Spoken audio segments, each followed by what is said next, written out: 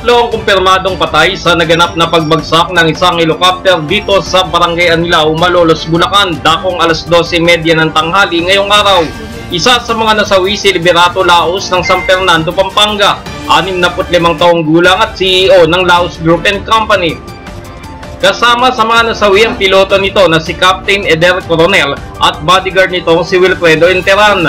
Sa inisyal na ulat ng Malolos PNP, naganap ang insidente dakong alas 12:30 ng tanghali habang sakay ng naturang chopper pauwi umano sa San Fernando, Pampanga. Nagulat na lang ang mga residente sa pinangyarihang lugar nang makitang paikot-ikot ang helicopter na tila naghahanap ng mabababaan hanggang sa bumagsak ito pabulusok sa gitna ng palaisdaan at kasunod ang malakas sa pagsabog. Tumilapon umano mga sakay ng chopper ayon sa nakasaksi. Pagbabaan, bigla na lang pagkakuan, bumulusok. Pagtama sa tubig, sumabog. Mga laman-laman niya, kahiwa-hiwala yung mga gamit.